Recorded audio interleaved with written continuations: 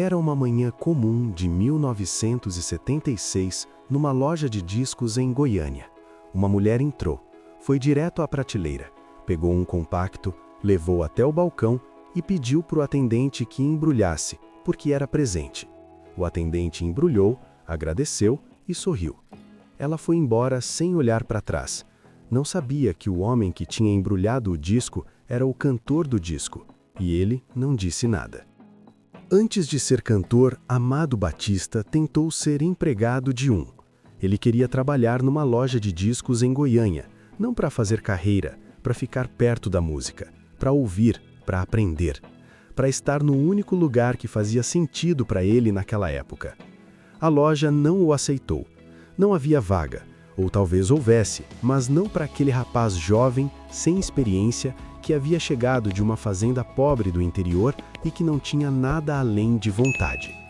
Amado saiu da entrevista sem emprego e fez a coisa mais improvável que um homem sem dinheiro pode fazer quando uma porta fecha na sua cara. Abriu a própria porta. Pegou o 13º, pegou as férias acumuladas, juntou tudo que tinha, que não era muito, mas era tudo, e abriu uma loja de discos na rodoviária do bairro Campinas, em Goiânia, a RC7. Uma loja pequena, num lugar movimentado, com prateleira simples, uma vitrola que tocava durante o dia inteiro e um dono que conhecia cada disco de cabeça, porque havia passado anos sonhando com aquele universo antes de conseguir entrar nele. A loja foi. Devagar, foi.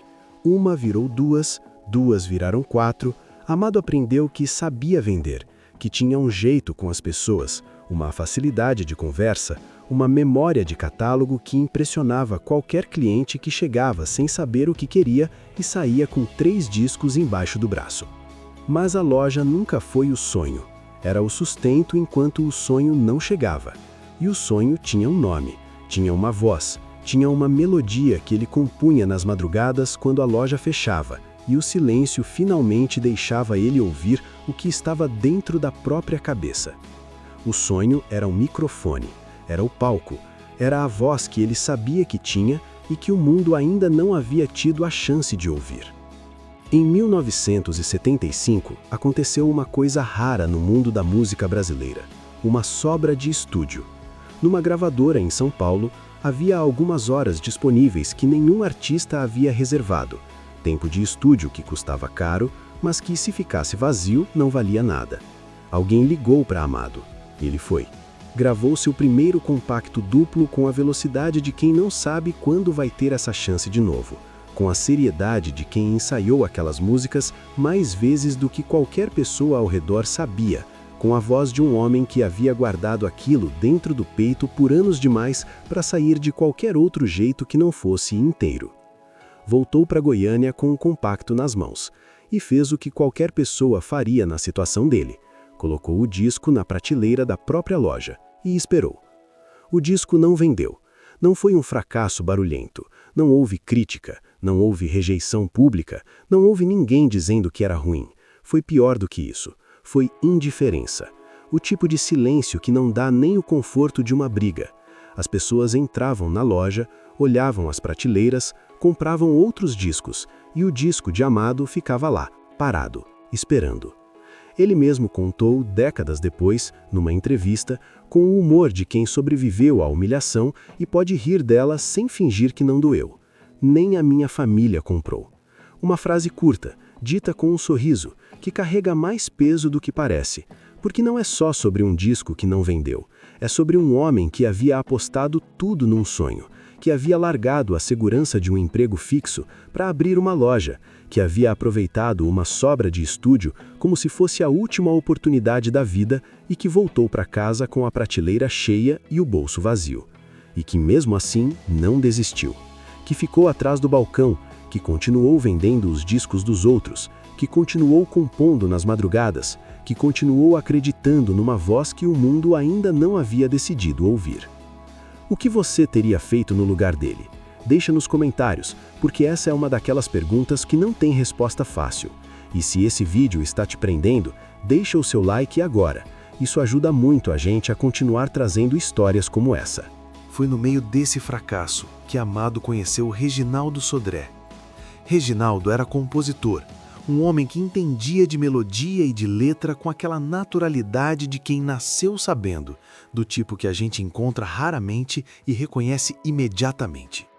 Os dois começaram a compor juntos, e numa tarde que parecia igual a todas as outras, numa tarde que não tinha nada de especial no ar, nada que avisasse que algo diferente estava prestes a acontecer, nasceu uma música.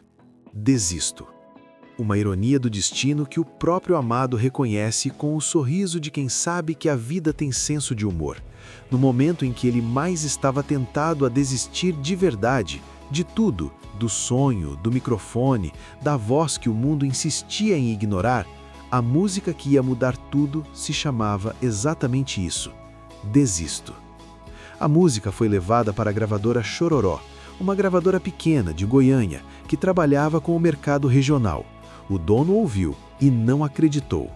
Ia recusar, ia mandar Amado embora com o compacto debaixo do braço. Mais uma vez, mais um não, mais um silêncio que doía mais do que qualquer crítica.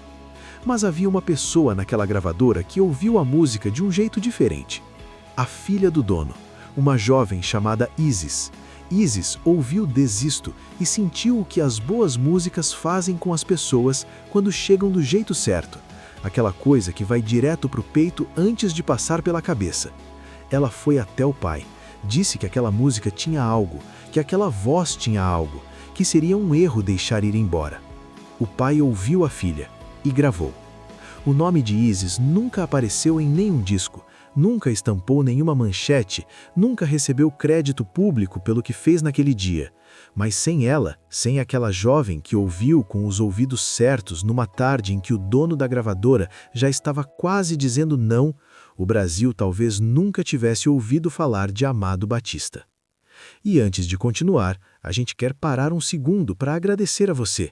Você ficou até aqui, acompanhou cada detalhe dessa história. Isso significa muito, muito obrigado, porque o que vem a seguir é o que ninguém esperava, e é o momento que faz essa história ser diferente de tudo que você já ouviu sobre Amado Batista. Desisto explodiu. Não foi devagar, não foi gradual, foi uma explosão, do tipo que a música popular brasileira produz raramente, e que quando produz, não avisa com antecedência. Mais de 100.000 cópias vendidas, as rádios de Goiânia tocando em loop, depois as rádios de Brasília, depois as de São Paulo, depois o Brasil inteiro. O nome Amado Batista estava em todo lugar, a voz estava em todo lugar, mas o rosto não estava em lugar nenhum. Porque o compacto de Desisto não tinha foto na capa. Era uma decisão comum na época para artistas novos. Fotos custavam, o espaço da capa era pequeno, a música que vendia era a voz, não a imagem. Mas o resultado foi uma situação que nenhum assessor de imprensa, nenhum empresário, nenhum estrategista de marketing teria conseguido inventar se quisesse. Amado Batista era famoso e ninguém sabia quem ele era. As pessoas compravam o disco, ouviam em casa, cantavam junto, pediam nas rádios, faziam fila nas lojas para garantir o compacto antes de esgotar. E numa dessas lojas, numa loja específica, no bairro Campinas de Goiânia, o homem atrás do balcão atendia um por um. Embrulhava o disco quando era presente, agradecia e sorria. O mesmo sorriso de sempre, o sorriso do dono da RC7, que conhecia cada disco de cabeça, que sabia o nome de cada artista, que havia passado anos atrás daquele balcão sonhando com o dia em que seria ele o cantor e não o vendedor. E ninguém percebia. Ninguém conectava a voz do rádio com o homem do balcão. Ninguém olhava para aquele rosto e reconhecia o artista que estava tocando em todas as rádios. Ninguém chegava perto e dizia: "Espera, você não é..." Eram pessoas que amavam a voz de Amado Batista, que estavam na loja dele, sendo atendidas por ele, comprando o disco dele, sem saber. E ele deixava. Não por falsidade, não por estratégia, mas por uma mistura de incredulidade e de timidez que qualquer pessoa que passou anos sendo ignorada conhece bem. Aquela sensação estranha de que talvez seja melhor não dizer nada, porque e se a pessoa olhar de novo e perceber que não era ele mesmo? Isso durou semanas. Semanas em que Amado Batista foi simultaneamente o cantor mais tocado das rádios de Goiânia e o atendente invisível da própria loja de discos. Até que num dia, numa tarde que começou igual a todas as outras, numa tarde que não tinha nada de especial no ar, nada que avisasse que algo diferente estava prestes a acontecer, entrou uma mulher. Ela não era diferente de nenhuma outra cliente. Entrou na RC7, foi até a prateleira, pegou o compacto de Desisto que ela havia ouvido no rádio na noite anterior e que não saía da cabeça, e levou até o balcão. Amado atendeu, como sempre, com o mesmo sorriso, com a mesma gentileza. E então, no meio da transação, enquanto ele separava o troco, enquanto ela abria a bolsa, ela ouviu. Não ouviu com os ouvidos. Ouviu com aquele lugar dentro da gente que reconhece uma voz antes da razão conseguir explicar por quê. Ela parou, olhou para ele, olhou para o disco na mão, olhou de volta para ele e disse, devagar, com a voz de quem ainda não tem certeza, mas já sabe: "Você é o Amado Batista?" Silêncio. Um segundo que durou mais do que deveria. E Amado, o homem que havia catado papel nas ruas, que havia aberto uma loja com o dinheiro das próprias férias, que havia gravado um disco que nem a família comprou, que havia passado semanas sendo famoso sem rosto, sorriu. "Sou." Ela não conseguiu falar por um momento. Depois chamou a amiga que estava na outra prateleira, que chamou outra pessoa que estava na calçada, que entrou para ver, que chamou mais alguém. Em poucos minutos havia uma pequena aglomeração na RC7. Não uma multidão de estádio, não um caos de aeroporto. Uma aglomeração simples de pessoas num bairro de Goiânia, numa tarde comum, que de repente perceberam que a voz que havia entrado nas casas delas pelo rádio estava ali, do outro lado do balcão, com o mesmo sorriso de sempre. Amado atendeu todo mundo, assinou os compactos que as pessoas foram buscar em casa correndo, tirou fotos, antes de câmera de celular existir, com as câmeras descartáveis que alguém havia trazido, conversou. E quando a tarde acabou e a última pessoa foi embora e a RC7 ficou vazia de novo, ele ficou atrás do balcão por mais alguns minutos, sozinho, com aquele silêncio que só existe depois de algo que a gente passou muito tempo esperando finalmente acontecer. Não era o palco, não era o estádio, não era a entrevista na televisão. Era uma loja de discos num bairro de Goiânia numa tarde comum. E foi o suficiente. Amado Batista fechou aquela loja naquela tarde como fechava todo dia.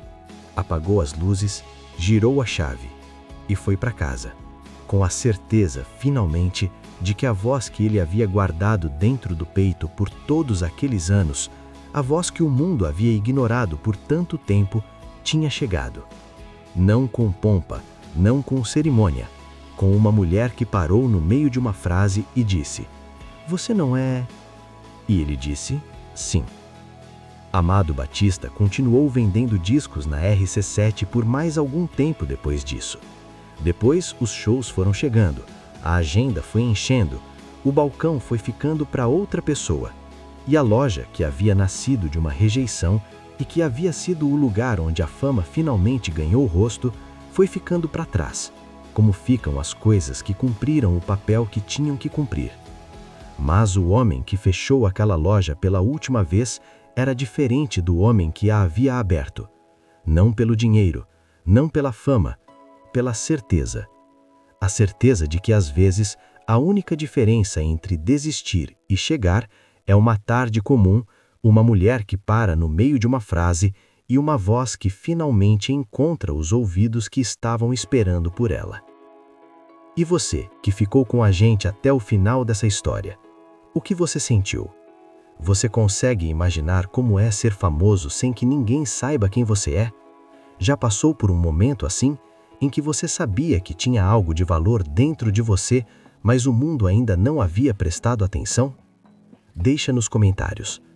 Essa é uma das histórias mais humanas que a gente já contou aqui, e a gente quer ouvir a sua. Se esse vídeo te tocou, te inspirou ou simplesmente te prendeu do começo ao fim, inscreva-se no canal agora mesmo. Clica no botão vermelho aqui embaixo e ativa o sininho. Toda semana a gente traz uma história nova, com profundidade, com respeito e com aquela verdade que fica escondida atrás dos holofotes. E o próximo vídeo que a gente preparou para você começa numa estrada. Um homem sem passagem de viagem, uma carona com um desconhecido e uma decisão tomada em segundos que mudou tudo. Está aqui do lado esperando por você. Vai lá assistir. Até a próxima!